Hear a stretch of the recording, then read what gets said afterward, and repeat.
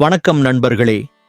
நம் முன்னோர்கள் வகுத்த ஒவ்வொரு சாஸ்திர சம்பிரதாயங்களுக்கு பின்னாலும் 1000 ஆன்மீக நன்மைகளும் அறிவியலும் ஒளிந்துள்ளன. அந்த வகையில் நமது வீட்டின் நிலைவாசல் என்பது வெறும் மரக்கதவு அல்ல, அது தெய்வங்கள் உலாவும் மிகவும் புனிதமான இடமாகுவோம்.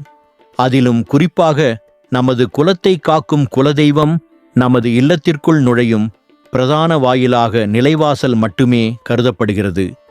எவர் ஒருவருடைய வீட்டில் குலதெய்வத்தின் அருள் முழுமையாக இருக்கிறதோ அங்கு எந்த ஒரு தீய சக்தியும் நுழையவே முடியாது. வாழ்க்கையில் ஏற்படும் அனைத்து விதமான தடைகளும் நீங்கி செல்வ செழிப்போடு வாழ குலதெய்வத்தின் ஆசி மிகவும் அவசியம். அப்படிப்பட்ட சக்தி வாய்ந்த குலதெய்வத்தை நமது வீட்டிற்குள் விரும்பி வரவழைக்க வீட்டின் வாசலில் நாம் கட்ட வேண்டிய சில முக்கியமான மங்களப் பொருட்கள் மற்றும் ஆன்மீக ரகசியங்கள் உள்ளன. அதை பற்றி விரிவாக இந்த பதிவில் நாம் 5 பகுதிகளில் காணப்போகிறோம். காணொளியை முழுமையாக பாருங்கள். இது போன்ற சுவாரஸ்யமான ஆன்மீக தகவல்களை உடனுக்குடன் நீங்கள் தெரிந்து கொள்ள நமது டிவைன் சீக்ரெட்ஸ் தமிழ் சேனலை லைக் செய்து சப்ஸ்கிரைப் செய்து பெல் பட்டனை அழுத்திக் கொள்ளுங்கள். வீடியோவை ஸ்கிப் செய்யாமல் முழுமையாக பாருங்கள். பகுதி 1, மாவிலை மற்றும் வேப்பிலை தோரணம்.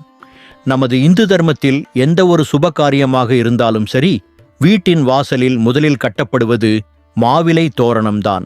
மாவிலை என்பது திருமகளின் அடையாளமாக போற்றப்படுகிறது. எங்கு மாவிலை தோரணம் கட்டப்படுகிறதோ அங்கு மகாலட்சுமி விரும்பி வாசம் செய்வாள் என்பது தொன்று தொட்டு வரும் ஐதீகம்.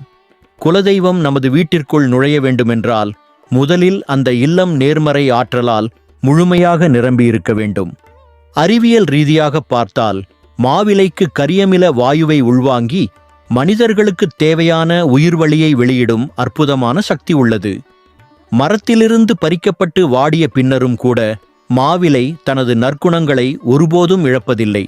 இந்த மாவிலையோடு சேர்த்து வேப்பிலையையும் நாம் நிலைவாசலில் கட்டும் பொழுது அதிலிருந்து வெளிப்படும் ஆற்றலின் சக்தி பன்மடங்கு அதிகரிக்கிறது. வேப்பிலை என்பது சாட்சாத் பராசக்தியின் மறு உருவமாகும். கிராம தேவதைகள் மற்றும் குலதெய்வங்களுக்கு மிகவும் உகந்த, மிகவும் பிடித்தமான ஒரு பொருள் வேப்பிலை ஆகும். செவ்வாய் மற்றும் வெள்ளிக்கிழமைகளில் அதிகாலையிலேயே வீட்டை சுத்தம் செய்து நிலைவாசலுக்கு மஞ்சள், குங்குமம் இட்டு புதிய மாவிலை மற்றும் வேப்பிலை தோரணத்தை கட்ட வேண்டும்.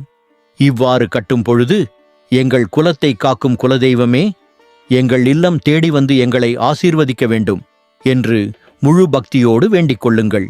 பகுதி 2, எலுமிச்சை, மிளகாய் மற்றும் படிகாரம். ஒரு வீட்டிற்குள் தெய்வ சக்தியோ அல்லது குலதெய்வமோ நுழையாமல் தடுப்பது எது என்று ஆழமாக பார்த்தால் அது அந்த வீட்டில் தேங்கியுள்ள இருள் சூழ்ந்த எதிர்மறை ஆற்றல்களும் அடுத்தவர்களின் பொறாமை கலந்த கண் திருஷ்டியும் தான். கல்லடி பட்டாலும் கண்ணடி படக்கூடாது என்பது நமது முன்னோர்களின் பழமொழி.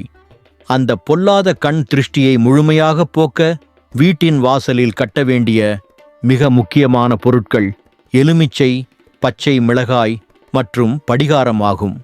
ஒரு கருப்பு அல்லது சிவப்பு நிற கயிற்றில் முதலில் ஒரு எலுமிச்சை பழம், அதன்பின் சில பச்சை மிளகாய்கள் மற்றும் ஒரு சிறிய துண்டு கரியை ஒன்றன்பின் ஒன்றாக சேர்த்து கோர்த்து வீட்டின் வாசலில் வெளியே தெரியும்படி தொங்கவிட வேண்டும். வறுமையை தரும் மூதேவி நமது வீட்டிற்குள் நுழைய வரும்பொழுது வாசலிலேயே அவளுக்கு பிடித்தமான எலுமிச்சையும் மிளகாயும் கிடைத்து விடுவதால் அதை சாப்பிட்டுவிட்டு அவளது பசியாறி அங்கிருந்தே திரும்பிச் சென்று விடுவாள் என்பது ஆழமான நம்பிக்கை. இதனுடன் சேர்த்து படிகாரத்தையும் நாம் நிலைவாசலில் கட்ட வேண்டும். படிகாரம் என்பது இயற்கையாக கிடைக்கும் ஒரு அற்புதமான கனிமப் பொருளாகும். வளிமண்டலத்தில் உள்ள தீய அதிர்வலைகளை தன்னுள் ஈர்த்து கொள்ளும் அபார சக்தி இந்த படிகாரத்திற்கு உண்டு. வீட்டில் திருஷ்டி அதிகமாக இருந்தால் படிகாரம் தானாகவே விரிசல் விட்டு உடைந்துவிடும். இத்தகைய திருஷ்டி கழிக்கும் பொருட்களை வாசலில் கட்டி வைப்பதன் மூலம் வீட்டின் சுற்றுப்புற சக்தி நிலை முழுமையாக தூய்மையடைகிறது. எவ்வித தடங்களும் இன்றி இறைசக்தி வீட்டிற்குள் ஊடுருவ இது சிறந்த வழிவகை செய்கிறது. பகுதி 3, நவதானிய முடிச்சு மற்றும் மங்களப் பொருட்கள். குலதெய்வம் ஒரு வீட்டை தேடி வர வேண்டும் என்றால் அந்த வீட்டில் வறுமை என்ற சொல்லுக்கே இடம் இருக்கக்கூடாது. வறுமையை விரட்டியடித்து சுபிட்சத்தை நிலைநிறுத்த வாசலில் கட்ட வேண்டிய மற்றொரு மிகச்சிறந்த ஆன்மீகப் பொருள் நவதானிய முடிச்சு ஆகும். நவதானியங்கள் என்பவை நமது பிரபஞ்சத்தை இயக்கும் 9 கிரகங்களின் அமைப்பை குறிக்கின்றன. சிறிதளவு நவதானியங்களை ஒரு சிறிய மஞ்சள் நிற பருத்தி துணியில் வைத்து அதனுடன் ஒரு சிறிய விரலி மஞ்சள், சிறிதளவு குங்குமம் மற்றும் ஒரு செம்பு நாணயம் ஆகியவற்றை வைத்து இறுக்கமாக முடிந்து கொள்ள வேண்டும். இந்த நவதானிய முடிச்சை நிலைவாசலின் மையப்பகுதியில் பக்தி சிரத்தையுடன் கட்டலாம். இதனை வெள்ளிக்கிழமை காலை சுக்கிர ஓரையில் கட்டுவது குடும்பத்திற்கு மிகவும் விசேஷமானதாகவும், நவதானியங்கள் என்பவை உயிரோட்டம் கொண்டவை. அந்த உயிர் சக்தி எந்த அளவிற்கு ஒரு வீட்டில் இருக்கிறதோ அந்த அளவிற்கு வீட்டில் தானிய வளமும் செல்வ வளமும் நாளுக்கு நாள் பெருகும். மேலும் நிலைவாசலின் 2 புறங்களிலும் கீழிருந்து மேல் வரை மஞ்சள் பூசி அதன் மீது குங்குமப் பொட்டு வைப்பது பல காலமாக நம் மரபில் ஊறிப்போன ஒரு அற்புதமான வழக்கம். தினசரி குலதெய்வ பூஜையின் போது வாசலில் உள்ள இந்த நவதானிய முடிச்சிற்கும் சாம்பிராணி அல்லது தூப தீபம் காட்டி மனதார வழிபட வேண்டும். இந்த தொடர்ச்சியான வழக்கம் வீட்டில் உள்ள தரித்திரத்தை வேரோடு விரட்டியடிக்கும். பகுதி 4. கற்றாழை மற்றும் திருஷ்டி பூசணிக்காய். வீட்டின் வாசலில் கட்டப்படும் ஆன்மீக பொருட்களில் மிகவும் தனித்துவமானவை கற்றாழை மற்றும் திருஷ்டி வெண்பூசணிக்காய்.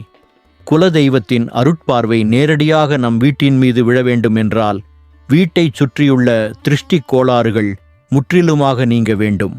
ஒரு சிறிய கற்றாழை செடியை அதனுடைய வேருடன் பிடுங்கி அதை சுத்தமாக கழுவி ஒரு கருப்பு கயிற்றில் கட்டி வீட்டின் வாசலில் நடுப்பகுதியில் தலைகீழாக தொங்கவிட வேண்டும். தண்ணீரின்றி தலைகீழாக தொங்கவிடப்பட்டாலும் கற்றாழை சாகாமல் தொடர்ந்து வளரும் தன்மையை கொண்டது. இந்த இடைவிடாத வளர்ச்சியானது அந்த வீட்டில் வசிப்பவர்களின் வாழ்க்கையிலும் இடைவிடாத முன்னேற்றத்தை குறிப்பதாக கருதப்படுகிறது. ஒருவேளை வாசலில் கட்டப்பட்ட கற்றாழை வாடி வதங்கினால் வீட்டில் பெரிய அளவிலான திருஷ்டி இருந்திருக்கிறது என்றும் அதை கற்றாழை தன்னுள் ஈர்த்து கொண்டு வீட்டை பாதுகாத்து விட்டது என்றும் பொருள். அதேபோன்று திருஷ்டி பூசணிக்காய் என்று அழைக்கப்படும் வெண்பூசணியை கட்டுவதும் குடும்பத்திற்கு மிகச் சிறந்த பாதுகாப்பை தரும். அமாவாசை அன்று ஒரு பலமான கருப்பு கயிறு கட்டி வெண்பூசணியை நிலைவாசலில் தொங்கவிட வேண்டும். இது கண்ணுக்கு தெரியாத அசுர சக்திகளை வீட்டிற்குள் நுழைய விடாமல் தடுக்கும் ஒரு பலமான கவசம் போல் செயல்படும். இந்த கவசம் வலுவாக இருக்கும்போது அங்கே எந்த தடையுமின்றி தெய்வ சக்தி மிக எளிதாக ஊடுருவும். பகுதி 5. தர்ப்பை புல்லும் புனித மூலிகை வேர்களும். இந்து சாஸ்திரங்களிலும் வேதங்களிலும் தர்ப்பை புல்லுக்கு மிக உயர்ந்த இடம் எப்போதுமே உண்டு.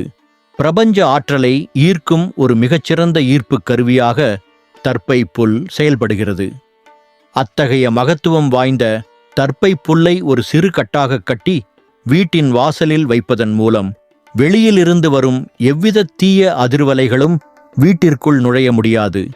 இந்த தர்ப்பை புல்லுடன் சேர்த்து வெட்டிவேர், விளாமிச்சை வேர் போன்ற ஆன்மீக முக்கியத்துவம் வாய்ந்த நறுமண மூலிகை வேர்களையும் நாம் வாசலில் கட்டலாம்.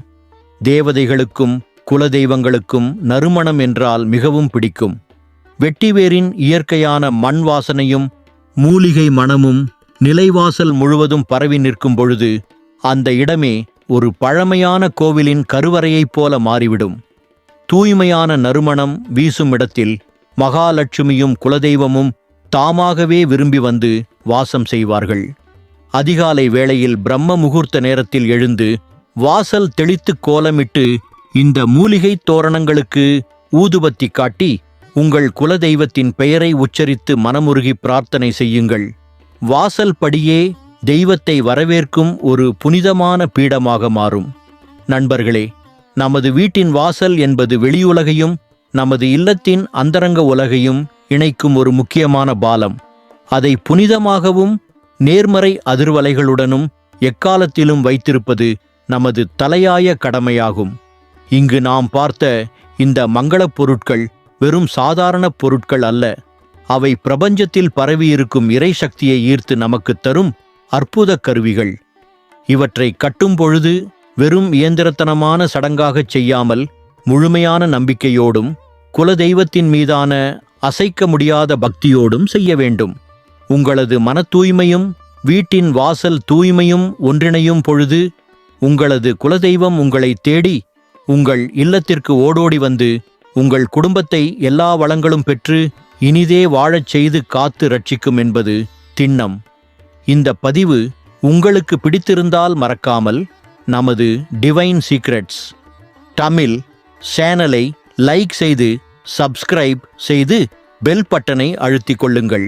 நன்றி, வணக்கம்.